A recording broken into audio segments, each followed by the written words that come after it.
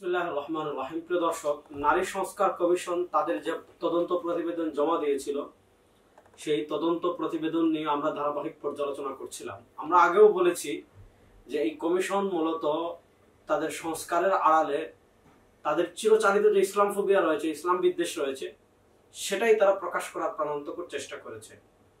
আপনারা জানেন এই বাংলাদেশের 90% মানুষ বা 92% মানুষ মুসলমান এবং তাদের ধর্ম হলো ইসলাম। তো স্বাভাবিকভাবেই ইসলাম ধর্মের মানুষ যেহেতু বেশি, সেহেতু এদেশের রাষ্ট্রধর্ম ইসলাম, যেমন পৃথিবীর 50-এর অধিক রাষ্ট্রে যেমন আছে, বাংলাদেশেও তেমন আছে। আপনারা দেখতে পাচ্ছেন আমাদের হাতে সংবিধান রয়েছে, গণপ্রজাতন্ত্রী বাংলাদেশের সংবিধান। আমরা সংবিধানটাকে আজকে একটু পড়ব। আমাদের সংবিধানের একেবারে শুরুতেই হয়েছে প্রথম ভাগ প্রজাতন্ত্র, নাম বলেছে, তারপরে রাষ্ট্রধর্ম। আমাদের প্রথম অনুচ্ছেদের দ্বিতীয় ধারায় বলা হচ্ছে প্রজাতন্ত্রের রাষ্ট্রধর্ম ইসলাম, তবে হিন্দু, বৌদ্ধ, খ্রিস্টান সহ অন্যান্য ধর্ম পালনে রাষ্ট্র সমমর্যাদা ও সম অধিকার নিশ্চিত করিবেন। অর্থাৎ এই রাষ্ট্রের রাষ্ট্রীয় ধর্ম ইসলাম, তবে অন্যান্য ধর্ম তারা সমান অধিকার এবং সমমর্যাদা লাভ করবে। 1988 সালে আনুষ্ঠানিকভাবে আমাদের সংবিধানে রাষ্ট্রধর্ম ইসলাম যোগ করা হয়েছিল। তারপর থেকে অদ্যাবধি অনেকবার সংবিধান সংশোধন হয়েছে, কিন্তু রাষ্ট্রধর্ম ইসলাম এটা এখনো বহাল আছে। তো নারী সংস্কার কমিশনকে দায়িত্ব দেওয়া হয়েছিল নারীদের অধিকার এবং কি সংস্কার করলে নারীদের উন্নতি হবে সেগুলো নিয়ে আলোকপাত করতে।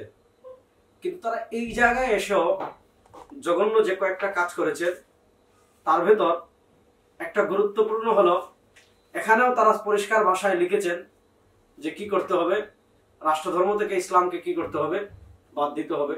আমি একটু পড়ে শোনাই। এই যে সংস্কার কমিশনের প্রতিবেদনের 35 নম্বর পৃষ্ঠা অনুচ্ছেদ 2 ক, যেহেতু রাষ্ট্র একটি ইহজাগতিক সত্তা, সেহেতু কোন ধর্মীয় বিধান অনুসরণ করে সংবিধান শুরু হওয়া উচিত নয়। তাছাড়া একটি ধর্মকে প্রাধান্য দেওয়া ধর্মনিরপেক্ষতা নীতির সাথে সাংঘর্ষিক, তাই অনুচ্ছেদটি বাতিল করা প্রয়োজন। অর্থাৎ যে অনুচ্ছেদে রাষ্ট্রধর্ম ইসলাম রয়েছে, সেই অনুচ্ছেদকে তারা বাতিল করা প্রয়োজন মনে করছে। 1 নম্বর প্রশ্ন হলো, আপনাদের কি রাষ্ট্রধর্ম ইসলাম থাকবে কি থাকবে না, এইটা প্রস্তাবনা পেশ করার দায়িত্ব আপনাদেরকে দেওয়া হয়েছে। এই রাষ্ট্রধর্ম ইসলাম থাকবে কি থাকবে না, এটার সাথে নারী সংস্কারের সম্পর্ক কি?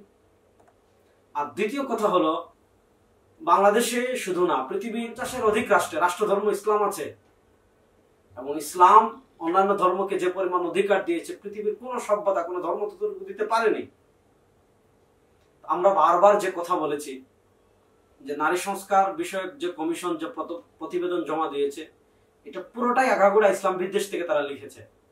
যার প্রমাণ হলো, তারা 1 নম্বর লিখেছে রাষ্ট্র ইহজাগতিক সত্তা। এর অর্থ আপনি কি বলতে চাচ্ছেন? যে রাষ্ট্রের সাথে রাষ্ট্র কাদের দিয়ে হয়? মানুষ দিয়ে হয়। মানুষই যদি না থাকে, জনগণই না থাকে, তাহলে রাষ্ট্র আবার কিসের?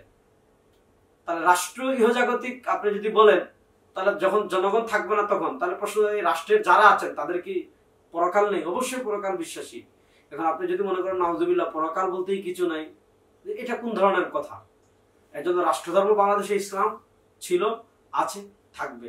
আমরা কিন্তু আমার সোনার বাংলা আমি তোমায় ভালোবাসি, রবীন্দ্রনাথ ঠাকুর সে প্রচন্ড বাংলাদেশ বিদ্বেষী লোক ছিল। রবীন্দ্রনাথ ঠাকুরের আমার সোনার বাংলা, এখানে আমাদের মুক্তিযুদ্ধের কথা নেই, এদেশের সংখ্যাগরিষ্ঠ মানুষের চেতনার কথা নেই, আবার আমাদের চেতনা বিরোধী কথা আছে। এই সঙ্গীত আমরা পরিবর্তনের আওয়াজ উঠিয়েছিলাম। রাষ্ট্র কি বলেছিল? বিতর্কিত কোনো সিদ্ধান্ত তারা নেবে না। রাষ্ট্রধর্ম এদেশের 92% মানুষ চায়। আমাদের ঐক্যমত কমিশনের চেয়ারম্যান যিনি আছেন, তিনিও বলেছেন, প্রায় 50,000-এর বেশি মানুষের ভোট নিয়েছেন, বেশিরভাগই কি রাষ্ট্রধর্ম ইসলাম চায়। সুতরাং অন্তর্বর্তীকালীন সরকারকে আমরা অনুরোধ করব, এই নারী সংস্কার কমিশন যে তামাশা করেছে, ওটা অতি শীঘ্রই বাতিল করা হোক। এদেশের সংখ্যাগরিষ্ঠ মানুষের প্রতিনিধিত্ব যারা করে, এমন প্রতিনিধিত্বশীল নারীদেরকে রাখেন। বিভিন্ন ধর্মের ধর্মীয় পণ্ডিত ব্যক্তিত্ব যারা আছেন তাদেরকে রাখেন, কারণ প্রত্যেক ধর্মের অনুসারী পারিবারিক আইনে তাদের ধর্মকে ফলো করে। সুতরাং এমন ভাবে আইন করুন যেটা ধর্মের সাথে সাংঘর্ষিক না, মানুষের ধর্মীয় অনুভূতিতে আঘাত করে না, বিশেষ করে সংখ্যাগরিষ্ঠ মুসলমানের কোরআন এবং আকীদা বিরোধী কোনো কিছু যেন যুক্ত না হয়। এই ব্যাপার অন্তর্বর্তীকালীন সরকারকে অনুরোধ করবো। আজ পর্যন্ত। আসসালামু আলাইকুম ওয়া রাহমাতুল্লাহি ওয়া বারাকাতুহু।